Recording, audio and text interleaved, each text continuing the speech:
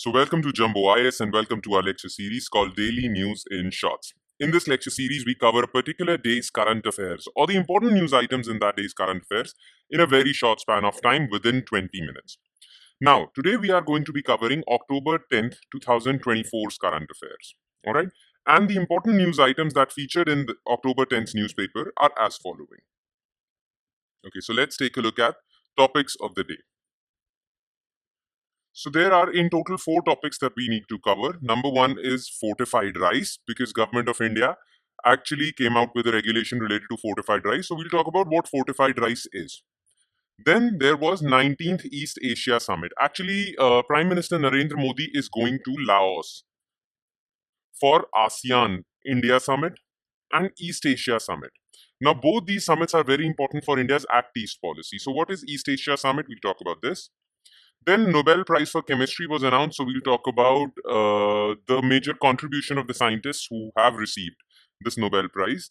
And Government of India has announced Maritime Heritage Complex in Lothal, a major Indus Valley civilization site. So we'll talk about this. Okay, so in total we'll be covering these four topics. Let's begin the lecture with topic number one, which is fortified rice. Okay, so why fortified rice were in the news? And then we'll talk about what fortified rice is.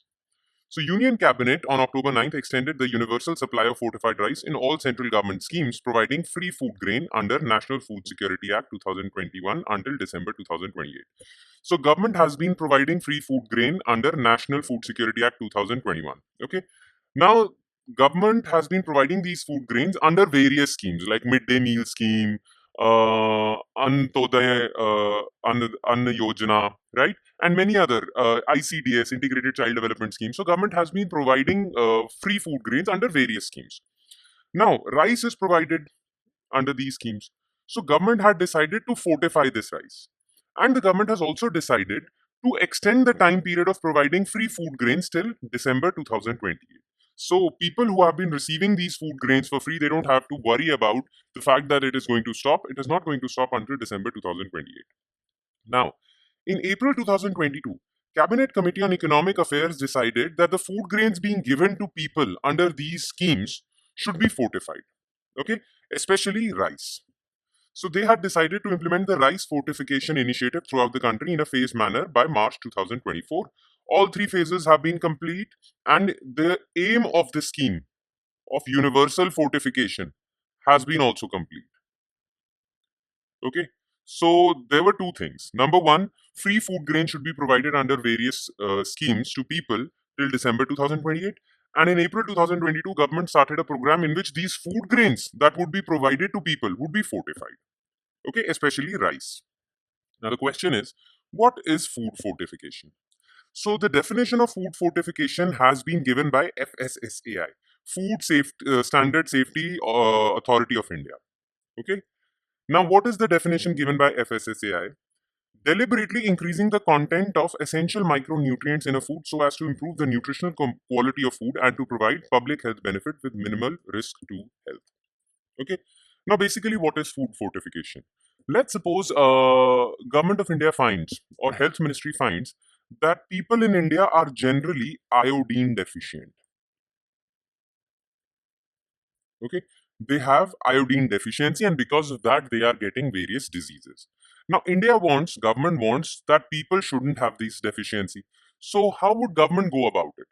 They would find a food item that almost everyone consumes in India, and then in that food item they would add iodine.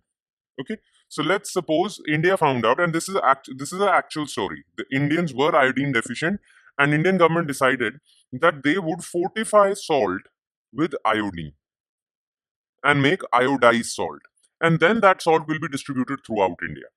So now everyone who is consuming salt would not be iodine deficient because our salt is iodine fortified. Okay, now salt is one such thing that everyone in India consumes. Therefore, iodine deficiency problem of India got solved.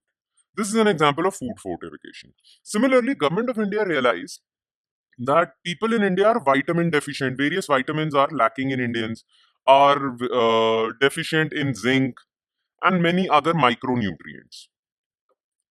Now, government thought that what is one food item that most Indians consume? it was found that rice is one such food item that is the staple food for many Indians. At least two-thirds of our population consumes rice on a daily basis. Okay, so what we did was we decided to fortify rice with these vitamins, zinc, and micronutrients, and this is known as rice fortification. And this fortified rice was provided for free under various government schemes. Okay. Now, the guidelines for rice fortification as to how much vitamins, how much zinc, how much micronutrients should be added were given by FSSAI. Okay. What were those guidelines? 1 kg of fortified rice will contain iron, folic acid, vitamin B12. It may also contain zinc, vitamin A, vitamin B1, B2, B3, and B6. Okay. It was made mandatory that fortified rice, the packaging of fortified rice would contain this logo, F+.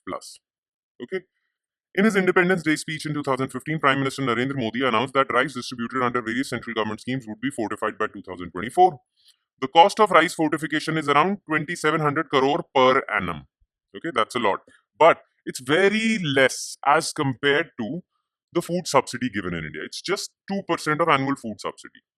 Up till now, Government of India has invested 11,000 crore in this fortification scheme. Okay, so this is what rice fortification is all about. Okay, makes sense? Now let's move on to topic number 2, which is 19th East Asia Summit. So why was this in news? Prime Minister Narendra Modi will attend the Association of Southeast Asian Nations India Summit. So basically, Prime Minister Narendra Modi will attend ASEAN India Summit. Okay. ASEAN India Summit being held in Vientiane, which is the capital of Lao People's Democratic Republic, Laos. So the capital of Laos is Vientiane, and their ASEAN Summit is going to be held. So Prime Minister Narendra Modi is going there for ASEAN India Summit. Okay. On the sidelines of this ASEAN India Summit, Prime Minister will also attend East Asia Summit. Make sense? Now, what is ASEAN? So, ASEAN, Association of Southeast Asian Nations. ASEAN is basically a group of 10 countries who are from Southeast Asia. Okay, it includes Vietnam, Laos, Cambodia, Myanmar, Brunei Darul Islam, Thailand, Indonesia, Malaysia, Singapore, right? So all these countries have created a group called ASEAN. Now, India has been engaging with these countries because India wants to improve its relations with the countries in its east. This is known as India's Act East policy. So, India has been following its Act East policy, and on the basis of following this Act East policy, India engages with ASEAN countries. So, ASEAN is having its summit in Laos. That's why Prime Minister Narendra Modi is visiting there. Now, on the sidelines of ASEAN Summit, East Asia Summit is also going to be held there. So, Prime Minister is going to attend that too. All right. Now, what is ASEAN? What is East Asia Summit? And what are India's relations with ASEAN? Okay. What has been the background of relationship between India and ASEAN? We'll talk about all of this. First of all, let's start with ASEAN. Okay. So, about ASEAN. So, this organization of 10 countries in Southeast Asia, okay, this organization was formed in 1967 when five countries, which are Singapore, Malaysia, Thailand, Indonesia, and Philippines. Okay, these five countries met in Bangkok, Thailand, and they decided to create an organization for Southeast Asian countries. Therefore, in 1967, these five countries signed a declaration called ASEAN Declaration. Okay, and since then, since 1967, ASEAN was made. Then afterwards, five more countries were added. That were Myanmar, Laos, Cambodia, Vietnam, and Brunei. So five more countries were added, and now ASEAN contains 10 countries of Southeast Asian region. Okay, it aims at regional cooperation in economic, social, cultural, technical, education, and other fields to promote regional peace and stability. This 10-nation group has its own anthem. So ASEAN has its own anthem, flag, biannual summits with rotating chairmanship. Currently, the chairmanship is with Laos. Okay, now it has various pillars. There is one political security community in under which ASEAN countries discuss political security issues. Then economic community where they discuss economic issues. Socio-cultural community which discusses socio-cultural issues.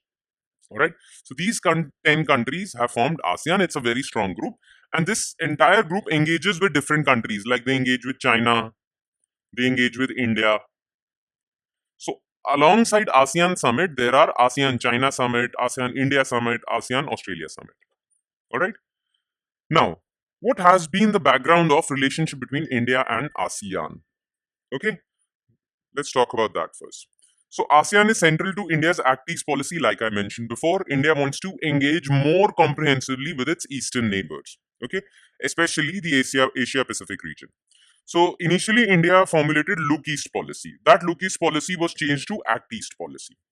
Plus, India shares its border with ASEAN through its northeastern region, because northeastern states share their border with Myanmar, right? So India is connected to ASEAN countries through northeastern states. Originally launched as economic initiative, it attained political, strategic, and cultural dimensions. Now, India is engaging comprehensively with ASEAN. India is part of ASEAN plus 6 grouping. So ASEAN plus 6 grouping is 10 countries from ASEAN plus China, Japan, South Korea, New Zealand, Australia. Okay, so India became a part of this group also. Then in 2010, India signed a free trade agreement with ASEAN also, and currently we have a free trade agreement with ASEAN. So we have strong relationship with ASEAN. Now we have done what ASEAN is. We have done India-ASEAN relationship. Let's talk about East Asia Summit. Okay, so what is this East Asia Summit?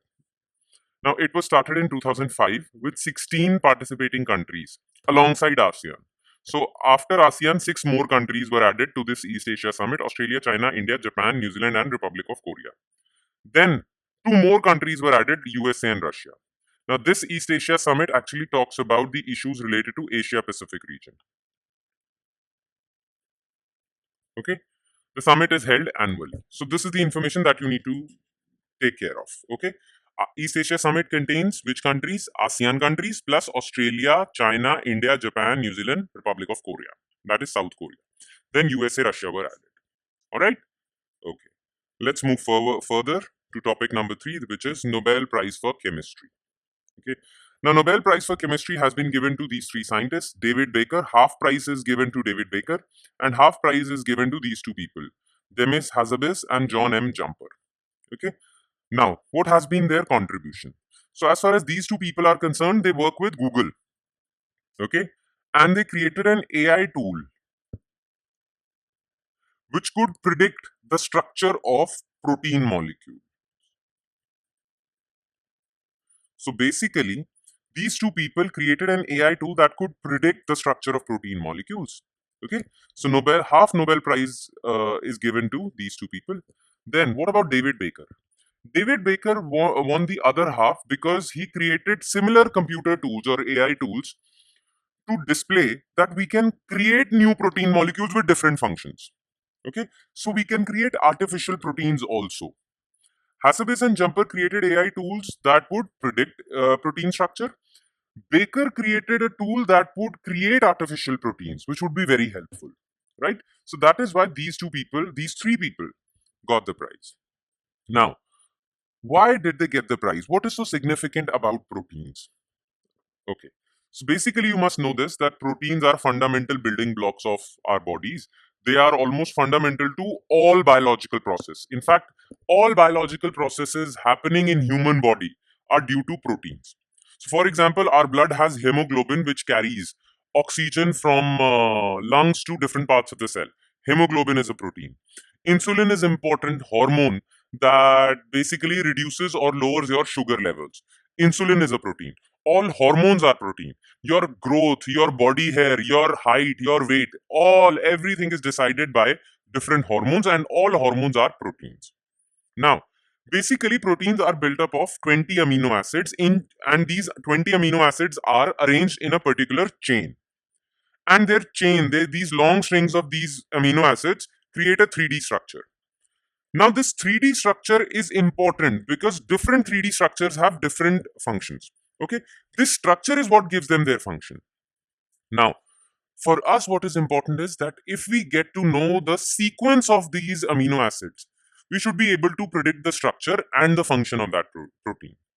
This was what was done by Hassabis and Jumper. Okay, so what is the significance of their work? it allows us to better understand how life functions, because through AI tools we'll be able to describe the structure of protein. So we'll be able to better understand different functions of human body. Side by side, what Baker did, we'll be able to create new proteins for new vaccines, for many other things. Okay, so their work is quite significant. All right. And last but not the least, Maritime Heritage Complex in Lothal. So the Union Cabinet has approved the setting up of National Maritime Heritage Complex at Harappan era port site of Gujarat's Lothal. So Lothal is an Indus Valley civilization site which archaeologists argue that was a port site.